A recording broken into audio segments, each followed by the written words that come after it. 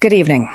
We are witnessing an administration caught in the grip of a profound strategic panic. As the conflict in the Middle East completes its first disastrous month, the situation on the ground has spiraled entirely beyond the control of American military planners. In a desperate bid to regain the initiative, the executive branch is not pursuing diplomatic off-ramps. Instead, it is throwing the absolute most elite components of the United States military into the crucible of a rapidly expanding war. Tonight, we have critical, verified reports regarding a deeply hazardous new phase of this conflict, an operation so risky that military analysts are warning it could extend the fighting for months, if not years, and permanently alter the global balance of power. According to intelligence assessments corroborated by the New York Times and the Wall Street Journal, several hundred United States Special Operations Forces, comprising highly specialized Army Rangers and Navy SEAL teams, have just touched down in the theater of war. They are joining an already massive mobilization that includes thousands of combat Marines and elite paratroopers from the 82nd Airborne Division. The vanguard of this maritime deployment, the amphibious assault ship USS Tripoli, arrived in the region on Friday, cementing a formidable troop presence. But these forces are not deploying for a conventional ground war. They are being marshaled to execute what experts describe as one of the most complex, dangerous, and poorly conceived military operations ever ordered by a sitting American president. The White House is actively weighing a direct military incursion into the sovereign territory of a nation of 90 million people. The objective is the forced hostile extraction of nearly 1,000 pounds of highly enriched uranium from at least 2 heavily fortified Iranian nuclear sites. The sheer logistical nightmare of this proposed mission is staggering. This is not a surgical strike that occurs in the dead of night.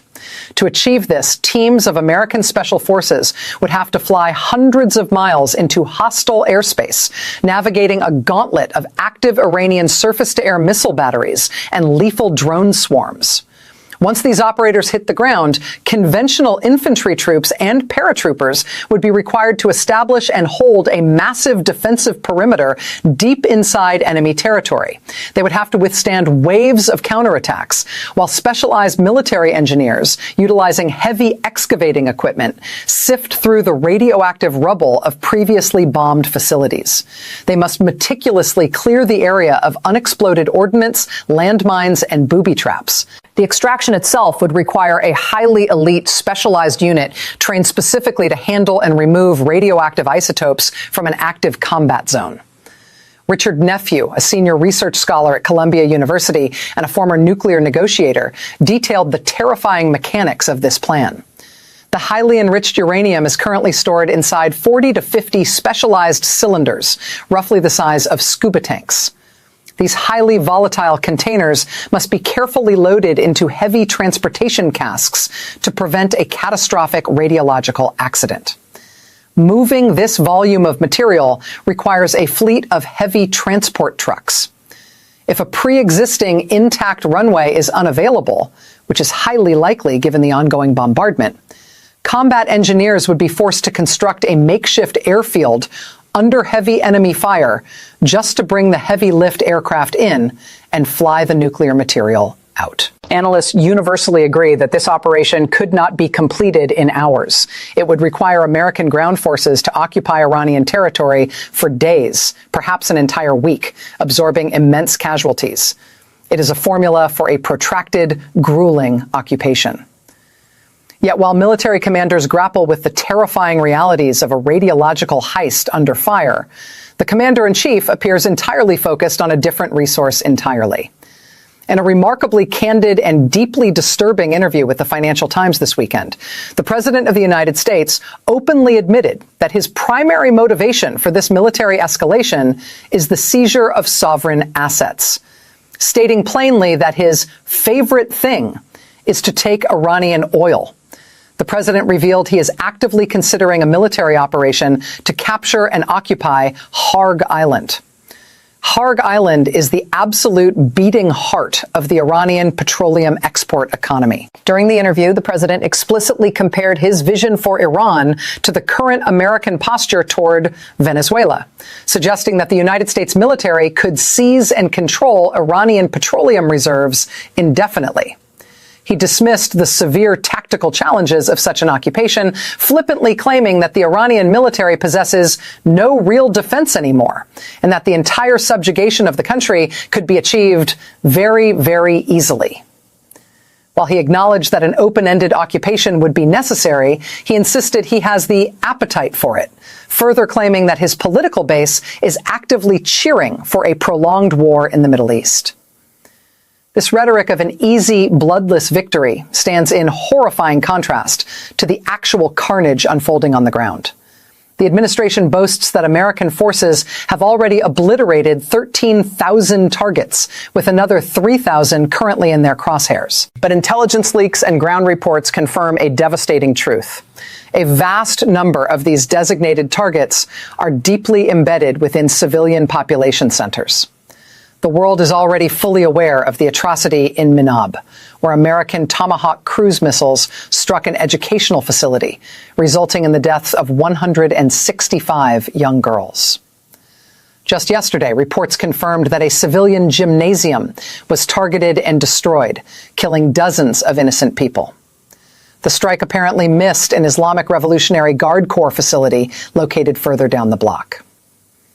The death toll of innocent Iranian civilians, men, women, and children, killed by the combined bombardment of the United States and Israel has now reached into the thousands.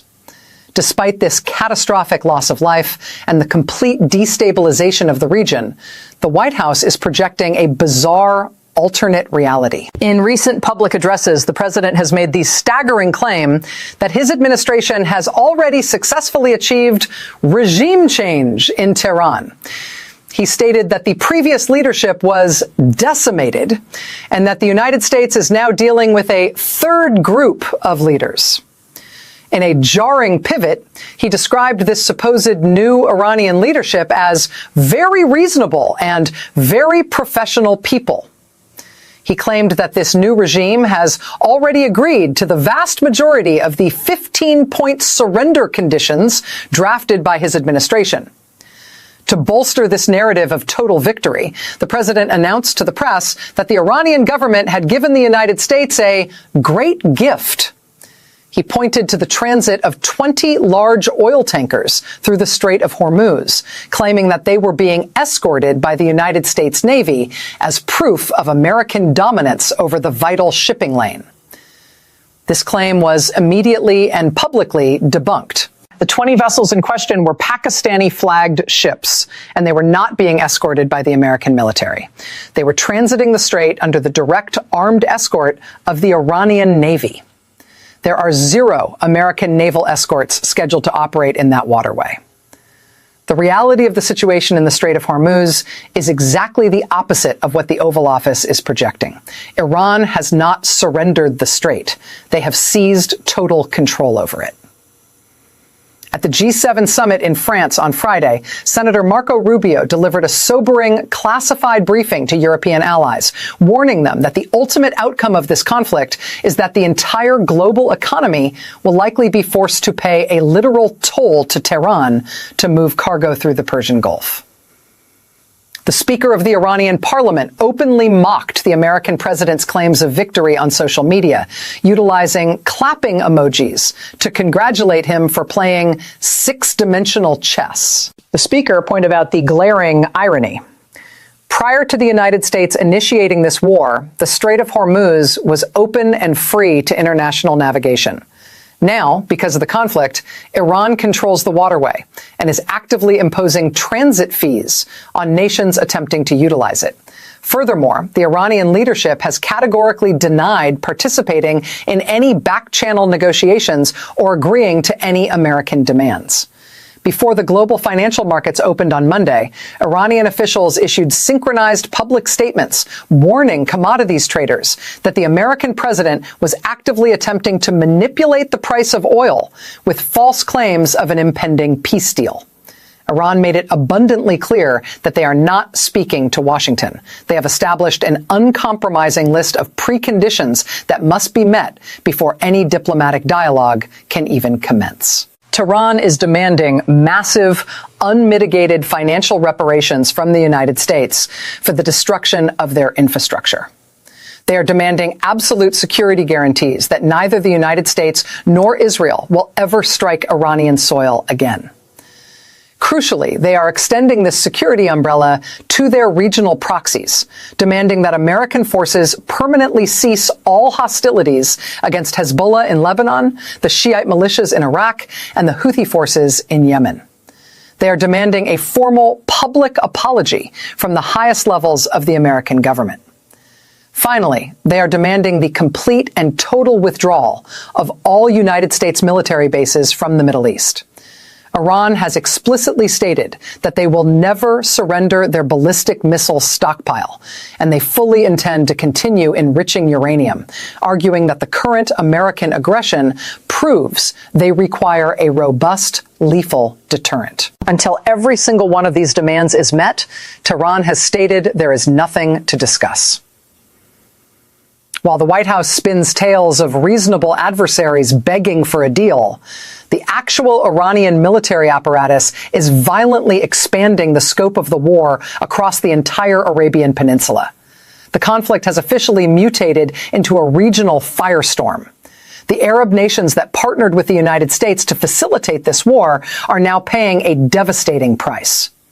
Last night, Kuwait suffered a direct, catastrophic hit. The Kuwaiti Ministry of Energy confirmed that an Iranian strike decimated a critical service building at a massive power and water desalination station, causing severe structural damage and resulting in at least one fatality. This is a direct assault on the fundamental life support infrastructure of a sovereign nation. Bahrain has been subjected to another wave of punishing bombardments. Massive plumes of black smoke have been recorded rising over the United Arab Emirates, with large-scale strikes reported across Abu Dhabi, Dubai, and Sharjah. The Houthi militants continue their relentless missile barrage against Israeli targets, operating in total synchronization with Tehran. The most severe escalation of the proxy war is currently unfolding in Iraq. The conflict has fully metastasized across the Iraqi border. Heavily armed Shiite militias, operating with the explicit green light from the official Iraqi government, are systematically dismantling American military architecture in the country. We have obtained verified visual evidence of a highly sophisticated attack at the Baghdad International Airport.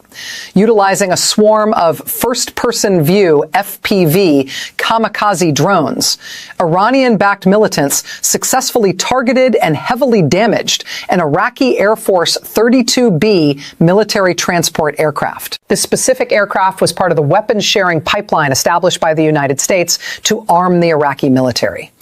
The militias are demonstrating an incredibly advanced, lethal proficiency with these drone swarms, striking targets with absolute impunity. Sensing the impending catastrophe of a wider regional conflagration, the United States' closest allies in the region are actively stepping away from the precipice. Channel 12 in Israel reported today that high-level defense officials have explicitly informed Washington that if the United States proceeds with a ground invasion of Iran, the Israeli Defense Forces will absolutely not participate. Israel has drawn a hard line, refusing to commit ground troops to what they clearly view as an unwinnable, disastrous occupation strategy.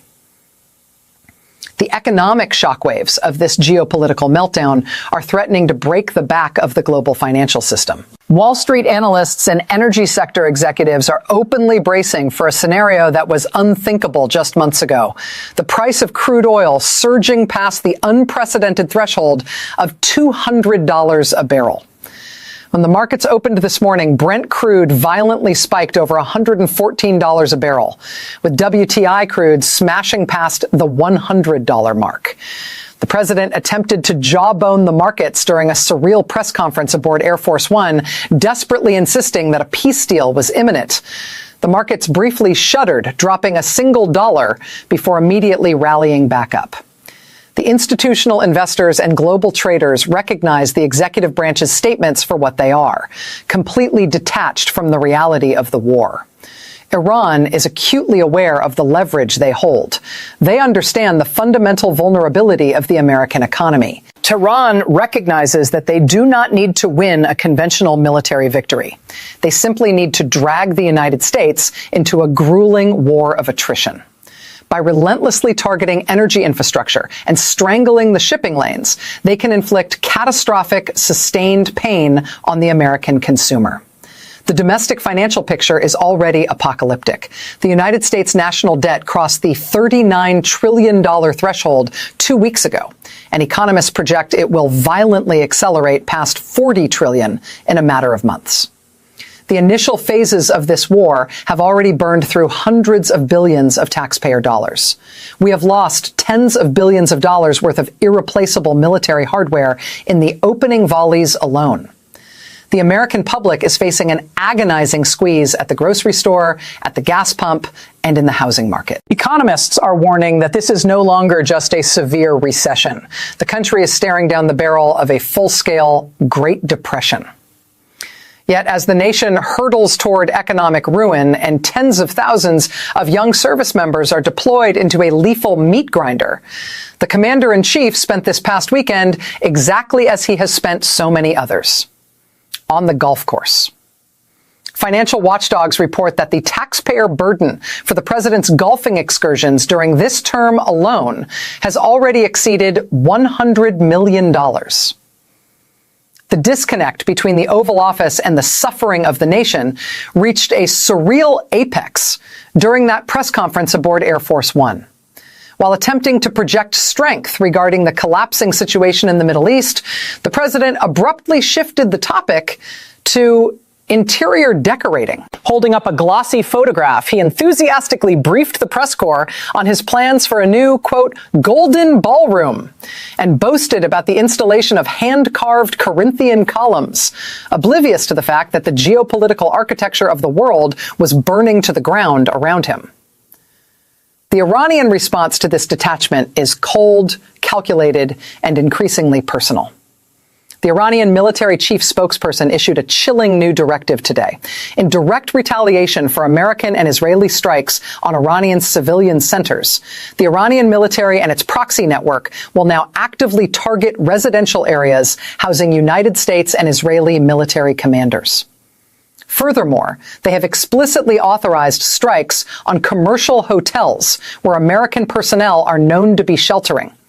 The academic and intellectual infrastructure of the region is also collapsing under the weight of the war. Following the devastating Allied strikes that leveled science centers at Tehran University and destroyed major petrochemical plants across Iran, the retaliation has been swift.